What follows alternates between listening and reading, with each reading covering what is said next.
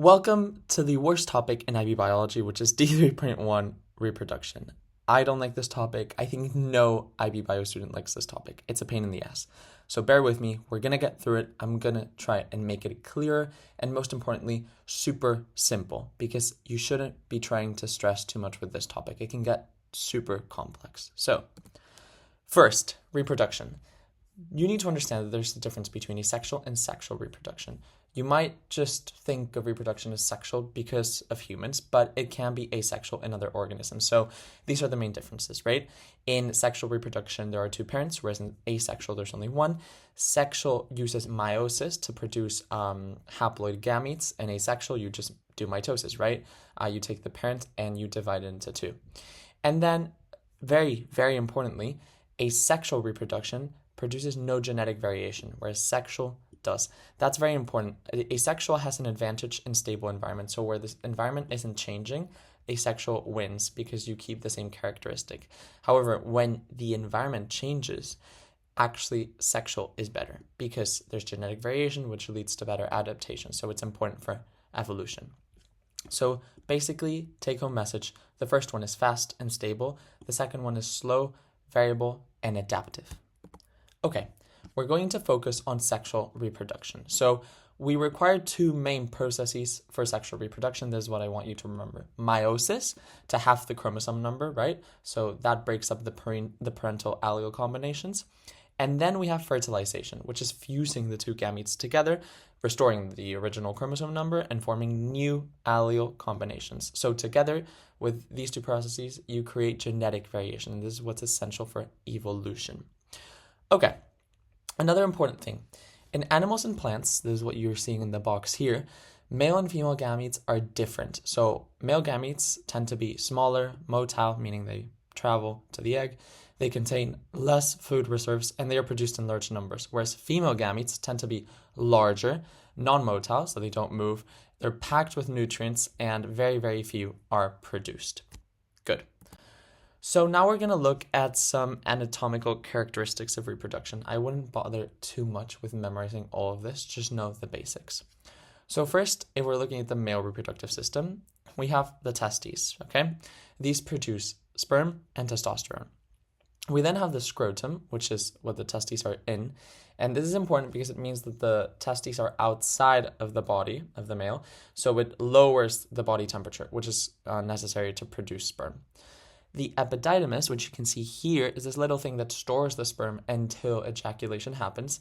And the sperm duct is what actually then transfers the sperm during ejaculation. I think that's pretty straightforward. Then we have the seminal vesicle and the prostate gland. So these two secrete fluid, which contains proteins and different nutrients to form semen, right? So the sperm plus these nutrients is the semen. And finally, the urethra is what actually transfers the semen during ejaculation, as well as urine during urination. And the penis is what penetrates the vagina to deposit the semen near the cervix. And then we have the female reproductive system. So here we have the ovaries. These are what produces eggs, so ovules, estradiol or estrogen, and progesterone. We then have the oviduct, or fallopian tube, it's also called. So this collects the egg after ovulation, and this is where fertilization actually happens. Then we have the uterus. The uterus supports the embryo and the fetus during pregnancy. We have the cervix found here, which protects the fetus during pregnancy and dilates during childbirth so that the baby can pass, obviously. The vagina here is what stimulates the penis for ejaculation and serves as the birth canal as well. And finally, the vulva protects the internal female reproductive organs, right? So it's there for protection. I hope this is straightforward. It's a bit of memorizing that you need to do. Okay, the menstrual cycle. This is probably one of the hardest aspects of this topic. So we're going to go through the basics so that you don't get confused, just to give you a really good idea. The typical cycle lasts 28 days, as you hopefully know, and there's four hormones involved: FSH, LH, estrogen, and progesterone. So the first 14 days is where the follicle develops. Basically, as you can see, FSH rises, and this is what actually stimulates the follicle to develop. And then the follicles as well secrete estrogen, meaning you also see a rise here. Estrogen then triggers LH to increase. So that's why you see LH surge. So it's important to understand all of this as a sequence of events, right? LH, and this is super important to remember, maybe one of the key aspects, triggers ovulation. So that's why on day 14, more or less, you get ovulation. And then the follicle wall transforms into the corpus luteum. The corpus luteum then secretes progesterone, okay? That's why you see that rise over here, as well as estrogen, which is why it also rises. However, there's no fertilization. You'll see that the corpus luteum degenerates and hormone levels fall. Why is this? It's because progesterone, as well as estrogen, are in charge of thickening the endometrium and maintaining it thickened, right? So that's important for implantation of an embryo. But if there's no embryo, because there's no fertilization, there's no need for this. So these levels drop because the corpus luteum isn't producing them anymore. And that's when menstruation happens. So hopefully this makes sense. Again, try and remember it as a sequence of events. So important to understand, a lot of these hormones work in feedback loops, both positive feedback and negative feedback. Some examples. So estrogen increases the secretion of LH, as we mentioned, right? But LH also promotes estrogen production post-ovulation. So you see how that's a positive feedback loop, right? But then we also have negative feedback because high estrogen inhibits FSH, and then high progesterone also inhibits FSH and LH. So when these are high, they inhibit the others, meaning the loop kind of self-inhibits, if that makes sense. And just a final note, all of this knowledge is used for IVF, right? In vitro fertilization. What they do basically is they give hormone blockers, so they stop the release of FSH and LH. Basically, the menstrual cycle stops, and this allows you really, really precise control over the timings of things, right? Over egg production. So then you start giving doses of FSH, simulating the follicles to develop. You then inject HCG when follicles reach a certain size. And after you've given HCG, you collect the eggs with a micropipette, and then you can mix them with sperm in a dish. But basically, just the key message there is that knowledge of this and all of the hormonal cycles is very important to then be able to do science, right? Do procedures around this. Hopefully, I made the important points clear. So then we have fertilization. So fertilization is the fusion of a sperm and an egg to form a diploid zygote. So key steps. So the sperm is going to detect chemicals that the egg produces, and it's going to swim towards it. So once the egg is near it, you have to realize that the egg is actually surrounded by follicle cells and a glycoprotein layer called the zona pellucida. So it's hard to get in. So what the sperm does is it pushes through these follicle cells and it digests the glycoproteins in the zona pellucida. The first sperm to reach the egg is going to fuse its membrane with it. So the plasma membranes of both fuse, and then it's the nucleus of the sperm that enters the egg, okay? The tail and the mitochondria are destroyed or excluded. They do not enter. Importantly, afterwards, the glycoprotein layer hardens. Why? To avoid polyspermy, to avoid multiple sperm from entering one egg, which would be a huge problem. And then, at first, the sperm and the egg nuclei are separate, but then during the first mitosis, the nuclear membranes dissolve, the 23 chromosomes from each join and align on the spindle, and you get 2 diploid nuclei, each with 46 chromosomes. So important to understand that actually the nuclei do not fuse until the first mitosis.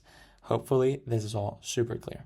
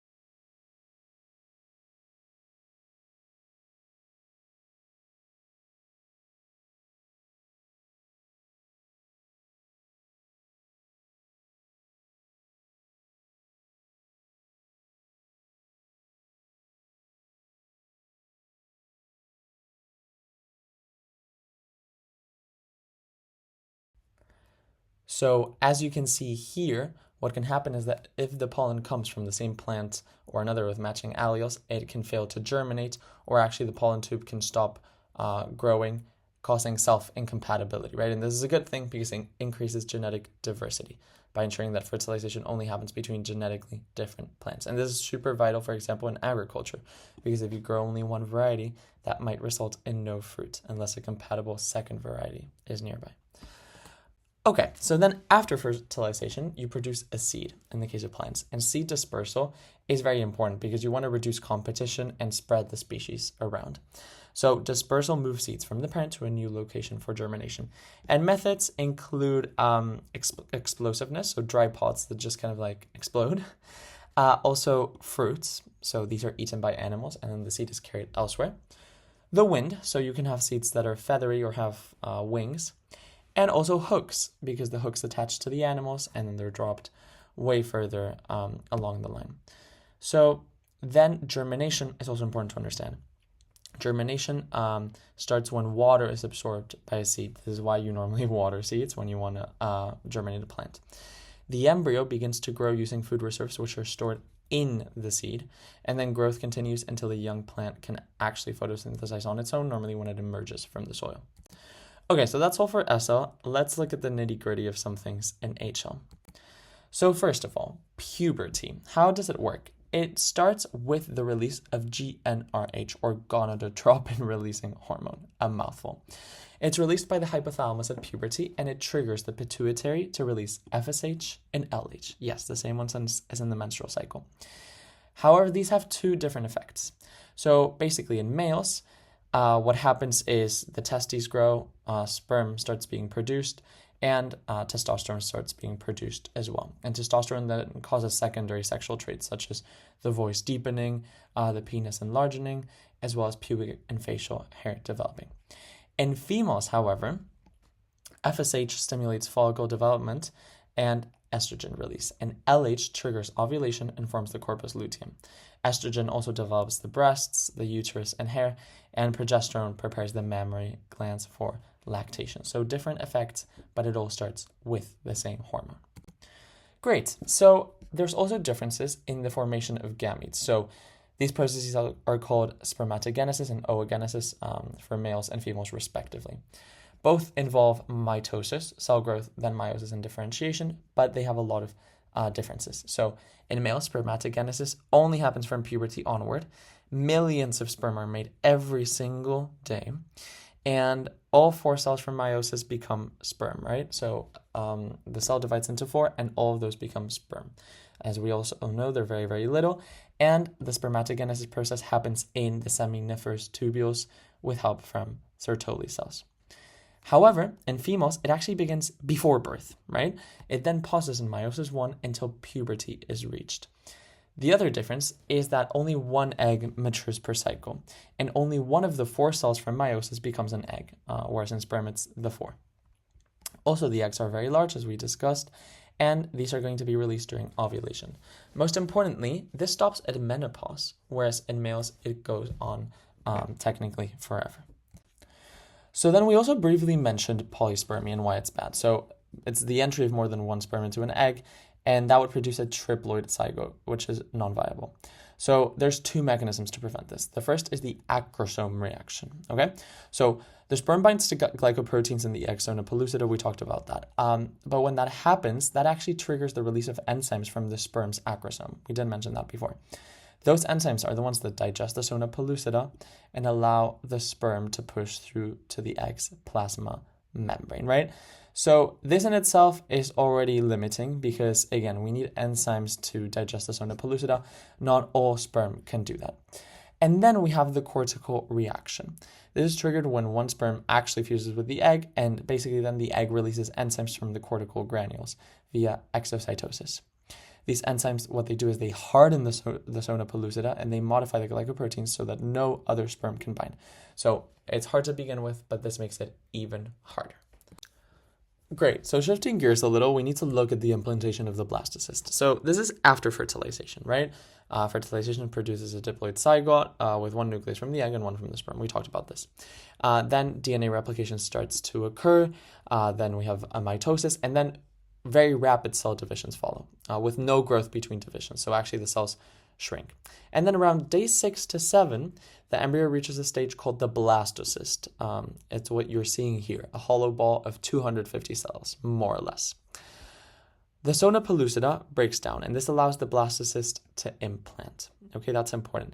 The trophoblast, which is what you see here, these purple cells, form finger-like projections that invade the endometrium. The endometrium is seen here. And that starts implantation. Remember, the endometrium is what progesterone was keeping alive. And again, it's important because these projections, right, this implantation, allow exchange of nutrients and gases with the mother. The inner cell mass then stops being an embryo and becomes a fetus by 8 weeks. But anyways, the key point here is that the blastocyst needs to invade the endometrium for the pregnancy to start and for it to be successful. So how do we actually determine when a woman is pregnant? So you might have seen the tests at a supermarket, but how do they work? So it's basically based on the fact that HCG is a hormone secreted by the trophoblast cells, what we just looked at, from the blastocyst stage onwards. So HCG is an important hormone because it stimulates the corpus luteum to keep producing progesterone, which sustains the endometrium, as we talked about. Later on, it stimulates the placenta to take over progesterone production. So again, super important. So pregnancy tests basically detect HCG in urine by using monoclonal antibodies. So these antibodies bind only to HCG. So if HCG is present, the test gives like a viable result, right? A colored line because it's captured the HCG. It's that simple. Great. So then the placenta. The placenta is an organ. It's a temporary organ made of fetal tissues that forms a close interface with maternal tissues in the uterus. And its main role is to allow the exchange of materials between maternal and fetal blood without mixing the two, okay? That's quite important. So some key features are that there's villi, the placental villi, right? And those provide a large surface area for exchange. Then there's fetal capillaries within villi, and they're separated by a thin placental barrier, right, from maternal blood. And there's basically selective permeability. So you get oxygen, glucose, amino acids, and water going to the fetus, and then you get carbon dioxide, urea, and other waste going to the mother so that she can then dispose of it, because the fetus obviously can't do it.